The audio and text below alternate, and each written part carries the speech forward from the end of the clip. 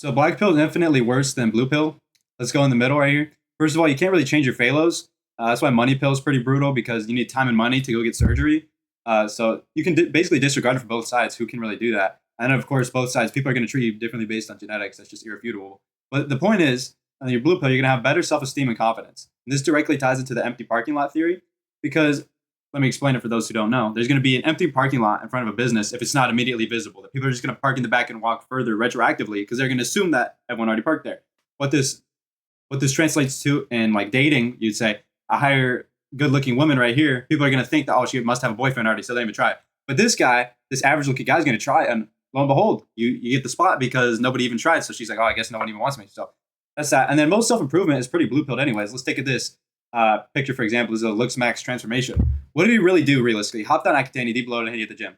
And he's of course prodding the angles like extremely.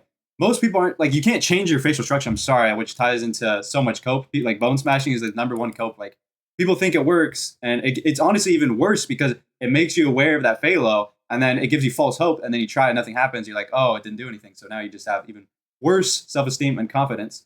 But one other thing is people won't view as weird. There's a big taboo around being black belt, obviously, even though it's somewhat accurate. But people are going to view you as worse because you have that interesting hobby.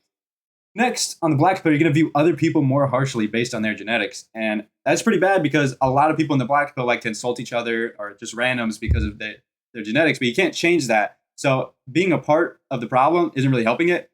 Another annoying thing is they love to worship Chads, which makes absolutely zero sense. Your whole ideology says that it's all genetics, no skill. So why would you be proud of something that took you no skill to get? And yeah, that's pretty much my hypothesis of why you should just be blue pilled. There's no benefit to being black pilled. I'm sorry.